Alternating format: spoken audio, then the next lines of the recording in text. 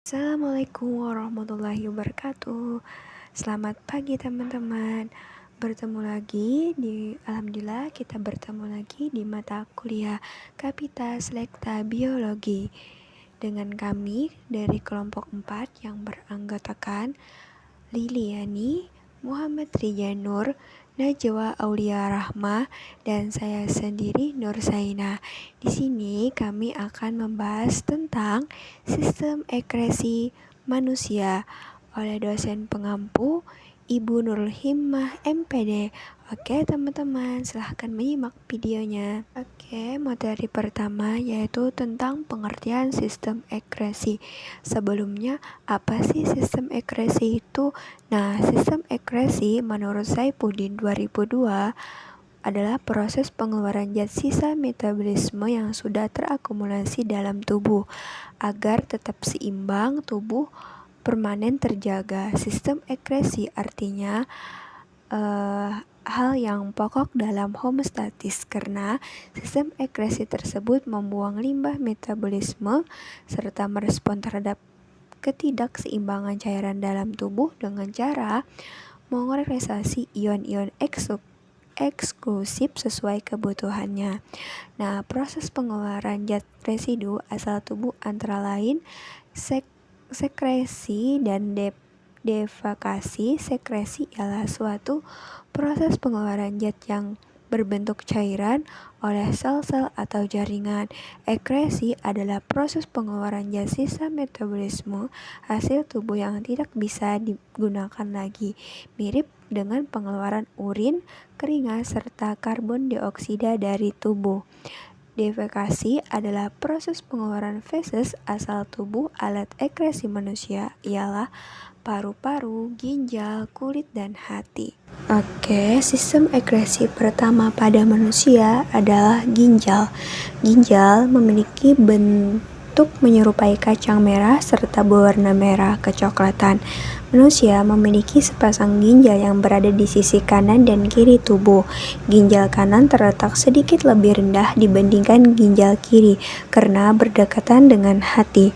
Setiap ginjal berukuran lebih kurang 10-12 cm atau kira-kira seukuran kepalan tangan orang dewasa. Ginjal berfungsi buat menyaring zat sisa hasil makanan, obat-obatan, atau racun yang terdapat di dalam darah. Selain itu, ginjal pula berperan mengendalikan hemoglobin, cairan, dan kadar elektrolit pada tubuh. Alat ekskresi yang kedua pada manusia yaitu kulit. Kulit manusia memiliki sekitar 3-4 juta kelenjar keringat. Kelenjar ini beredar di semua bagian tubuh, tetapi paling banyak ada di telapak tangan, kaki, wajah, serta ketiak. Kelenjar keringat terbagi menjadi dua jenis, yaitu kelenjar ekrin dan kelenjar apokrin. Kelenjar ekrin terhubung pribadi menggunakan bagian atas kulit serta membuat keringat yang tidak berbau serta encer. Sementara itu, kelenjar apokrin membuat keringat yang mengandung lemak serta pekat dan ada di folikel rambut mirip ketiak dan kulit kepala. Pada dasarnya, keringat yang dihasilkan kelenjar-kelenjar tersebut berfungsi untuk mengendalikan suhu tubuh dan melumasi kulit serta rambut. Selanjutnya yang ketiga, usus besar. Pada dasarnya, usus terbagi menjadi dua bagian, yaitu usus kecil serta usus besar. Sebagian besar nutrisi dan kurang lebih dari 90% air yang terkandung pada makanan dan minuman yang dikonsumsi setiap hari teresap ke dalam usus kecil. Sementara itu, usus besar bertugas untuk menyerap residu air dan nutrisi yang tak mampu dicerna oleh usus kecil. Usai diresap, residu makanan dan minuman tersebut diubah menjadi feses, lalu dibuang menjadi dubur ketika buang air besar. Selanjutnya hati. Hati adalah organ yang berukuran besar, memiliki berat sekitar 1 kg. Organ yang sangat penting bagi metabolisme serta sistem kekebalan tubuh. Ini terletak di bagian kanan atas dalam rongga perut, tepat di bawah diafragma. Organ ini berperan krusial dalam proses pengolahan racun atau detoksifikasi. Peran penting untuk membuang zat beracun yang dibuang dan diolah hati artinya amonia, yaitu zat residu dari yang akan terjadi penguraian protein. Jika dibiarkan menumpuk dalam tubuh, amonia dapat menyebabkan berbagai gangguan kesehatan, termasuk gangguan pernapasan serta dilema pada ginjal. Pada tubuh, hati berfungsi buat mengolah amonia menjadi urea. Sesudah itu, urea yang diolah di hati akan dibuang melalui sistem ekskresi di ginjal lewat urin. Selain amonia, zat lain yang dibuang atau diekskresi oleh hati ialah zat beracun pada darah, misalnya akibat konsumsi alkohol atau obat-obatan secara berlebihan. Selanjutnya, paru-paru. Paru-paru merupakan organ utama di sistem pernapasan manusia. Melalui proses pernapasan, paru-paru bertugas untuk memindahkan oksigen yang diperoleh dari udara kepada darah. Darah yang telah mengandung oksigen tadi akan disalurkan ke semua jaringan dan organ tubuh agar bisa berfungsi dengan baik. Sesudah memperoleh oksigen, setiap sel tubuh akan membuat karbon dioksida menjadi zat residu metabolismenya. Karbon dioksida merupakan zat beracun yang bisa berbahaya bagi kesehatan bila menumpuk pada darah. Buat membuangnya, karbon dioksida akan dibawa oleh darah kembali menuju paru-paru serta dikeluarkan ketika menghembuskan napas. Baik, kawan-kawan, kita lanjut ke pembahasan mengenai gangguan sistem ekskresi. Nah, seperti organ dalam tubuh pada umumnya, organ dalam sistem ekskresi ini juga dapat mengalami gangguan loh. Nah, penyebabnya itu bisa berupa infeksi oleh bakteri maupun virus, atau mungkin karena kerja berlebihan atau kita kekurangan zat tertentu. Nah, berikut ini adalah beberapa jenis gangguan pada sistem ekskresi. Yang pertama di sini ada sirosis hati atau sirhosia. Nah, sirosis hati ini adalah kondisi berupa sel-sel hati menjadi jaringan ikat fibrosa sehingga sel-sel hati itu kehilangan fungsinya. Nah, sirosis ini biasanya disebabkan oleh minuman keras. Lalu untuk gangguan yang kedua yakni hemochromatosis. Nah, penyakit ini adalah kelainan secara genetik yang menyebabkan tubuh banyak menyerap zat besi dari makanan. Akibatnya, zat besi banyak tersimpan di dalam organ-organ, khususnya seperti hati, jantung, dan pankreas. Lalu, kelainan yang ketiga yakni diabetes insipidus. Ini merupakan gangguan yang menyerang salah satu organ terpenting dalam sistem ekskresi, yakni ginjal. Penderita diabetes insipidus ini mengeluarkan urin terlalu banyak karena kekurangan hormon ADH atau antidiuretik hormon. ADH ini merupakan sejenis hormon yang mengatur proses reabsorpsi cairan pada ginjal. Nah, kekurangan jumlah hormon ini dapat menyebabkan jumlah urin meningkat hingga 30 kali lipat. Kemudian, kelainan yang selanjutnya yakni diabetes mellitus. Nah, diabetes ini adalah penyakit yang terjadi karena terdapat glukosa dalam urin. Kejadian ini biasanya terjadi karena adanya penurunan produksi insulin yang dihasilkan oleh pankreas. Nah, menurunnya hormon insulin ini menyebabkan ketergangguan proses perombakan glukosa menjadi glikogen dan reabsorpsi glukosa dalam glomerulus. Kemudian, gangguan yang selanjutnya yakni batu ginjal. Gangguan yang menyerang ginjal ini disebabkan oleh pembentukan endapan garam kalsium pada rongga ginjal, saluran ginjal, dan kandung kemih. Batu ginjal ini berbentuk kristal yang terdiri dari kalsium oksalat, asam urat, dan kristal kalsium fosfat. Nah, batu ginjal ini tidak dapat larut. Biasanya penyebab batu ginjal ini adalah karena konsumsi garam mineral yang berlebihan dan kurangnya konsumsi air putih pada tubuh.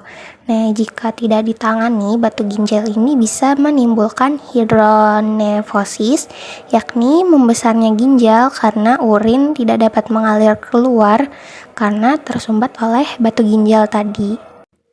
Kemudian gangguan yang selanjutnya yakni uretris. Nah, seperti yang kita ketahui bahwa dalam sistem ekskresi itu ada organ yang namanya ureter. Dalam organ ini dapat memiliki gangguan berupa penyakit uretris tadi. Penyakit ini adalah peradangan pada ureter yang disebabkan oleh infeksi bakteri maupun virus. Nah, gejalanya ini bisa berbeda-beda bagi penderita pria maupun wanita. Pada pria biasanya gejalanya ini adalah adanya darah pada urin dan air mani, kemudian juga terdapat rasa terbakar ketika buang air kecil. Sedangkan pada wanita gejalanya adalah sakit perut, nyeri ketika buang air kecil, dan juga demam. Nah, uretris ini juga keadaan ketika toksik dalam darah karena mengandung banyak urea. Nah, hal ini terjadi karena adanya kegagalan fungsi ginjal dalam proses pembuangan urea keluar tubuh. Kemudian kelainan yang selanjutnya yakni nefritis. Nah, nefritis ini adalah radang nefron pada ginjal yang dapat disebabkan oleh infeksi bakteri Streptococcus. Nah, bakteri ini dapat masuk melalui saluran pernapasan dan peredaran darah hingga ginjal. Lalu, kelainan yang selanjutnya yakni ada albuminuria. Nah, penyakit ini terjadi akibat ginjal tidak dapat melakukan penyaringan protein atau albumin. Nah, protein albumin tadi yang tidak dapat disaring tersebut akan keluar bersama urin. Nah, penyakit ini biasanya disebabkan oleh kerusakan oleh glomerulus. Kita lanjut ke gangguan yang selanjutnya yakni pneumonia. Nah, seperti yang kita ketahui bahwa paru-paru juga termasuk dalam organ pada sistem ekskresi ya kawan-kawan. Salah satu penyakit yang dapat menyerang paru-paru ini adalah pneumonia. Penyakit ini itu disebabkan oleh adanya infeksi oleh bakteri, virus, atau jamur di alveolus. Penyakit ini menyebabkan oksigen susah masuk karena alveolus yang merupakan tempat pertukaran oksigen dan karbon dioksida itu dipenuhi oleh cairan. Lalu untuk gangguan yang selanjutnya yakni asma. Asma adalah gangguan pada paru-paru yang mungkin sudah familiar ya kita dengar. Nah, asma ini terjadi akibat penyempitan saluran pernapasan pada paru-paru. Nah, biasanya penderitanya ini menunjukkan gejala sulit bernapas atau sesak. Penyakit ini tidak menular karena biasanya penyakit ini adanya karena menurun dari orang tua. Kemudian lingkungan dengan udara yang tercemar itu juga dapat memicu serangan asma. Nah, jadi kawan-kawan, dari sekian banyak gangguan yang dapat terjadi pada sistem ekskresi tadi, ada banyak sekali ya cara yang bisa kita lakukan untuk menjaga sistem ekskresi agar tetap sehat. Nah, diantaranya itu mengkonsumsi air putih yang cukup, lalu mengatur pola makan, lalu kita juga harus beristirahat yang cukup, rajin berolahraga, atau ya minimal kita bergerak lah, jangan berdiam diri. Kemudian yang terakhir adalah tidak merokok dan tidak minum alkohol. Selanjutnya yaitu tentang ekskresi hewan. Yang pertama ada sistem ekskresi pada ikan. Sistem ekskresi pada hewan vertebrata selalu berhubungan dengan ginjal. Begitu pula sistem ekskresi pada ikan. Alat ekskresi ikan air laut dan ikan air tawar adalah sama, yaitu ginjal. Hanya saja proses ekskresinya berbeda. Ikan air tawar bersifat hipertonik terhadap lingkungannya. Karena itu, ikan air tawar sedikit minum air, namun banyak mengeluarkan urin. Air yang masuk ke dalam insang secara osmosis akan meninggalkan amonia dalam jumlah besar yang kemudian diekskresi dalam bentuk urin hipertonik dalam jumlah besar. Ini dimaksudkan untuk menjaga keseimbangan air di dalam tubuh dengan tekanan air dari lingkungannya. Sedangkan pada ikan air laut banyak minum tetapi sedikit mengeluarkan urin karena ikan air laut dapat mengalami kehilangan air melalui insang. Hal ini terjadi karena konsentrasi garam di dalam tubuh ikan lebih rendah dari lingkungannya. Mekanisme ekskresi ikan air tawar berbeda dengan air laut. Ikan air tawar mengekskresi amonia dan aktif menyerap ion anorganik melalui insang serta mengeluarkan urin dalam jumlah besar. Sebaliknya, pada air laut mengekskresikan sampah nitrogen berupa trimetilamin oksida atau TMO dan mengekskresikan ion-ion lewat insang dan mengeluarkan urin sedikit. Yang kedua yaitu sistem ekskresi pada amfibi. Saluran ekskresi pada katak yaitu ginjal, paru-paru, dan kulit.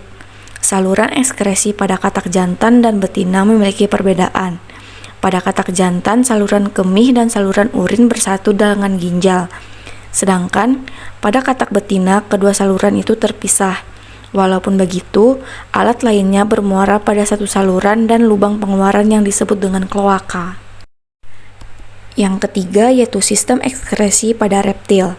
Sistem ekskresi pada reptil berupa ginjal, paru-paru, kulit, dan kloaka. Kloaka merupakan satu-satunya lubang untuk mengeluarkan zat-zat hasil metabolisme. Reptil yang hidup di darat, sisa hasil metabolismenya berupa asam urat yang dikeluarkan dalam bentuk bahan setengah padat berwarna putih. Yang keempat yaitu ada sistem ekskresi pada aves atau burung. Alat pengeluaran pada burung berupa paru-paru, hati, ginjal, dan kulit. Saluran ginjal, saluran kelamin, dan saluran pencernaan bermuara pada satu lubang yang disebut dengan kloaka. Burung menghasilkan kelenjar minyak yang terdapat pada ujung ekornya. Kelenjar ini menghasilkan minyak untuk membasahi bulu-bulunya. Yang terakhir atau yang kelima yaitu sistem ekskresi pada mamalia. Sistem ekskresi pada mamalia hampir sama dengan manusia, tetapi sedikit berbeda karena mamalia dipengaruhi atau disebabkan oleh lingkungan tempat tinggalnya. Alat ekskresi pada mamalia adalah kulit, paru-paru, ginjal, dan hati. Kulit mengeluarkan keringat, ginjal mengeluarkan urin, hati mengeluarkan urea, dan paru-paru mengeluarkan karbon dioksida. Setiap mamalia pasti mengalami yang namanya pembuangan urin.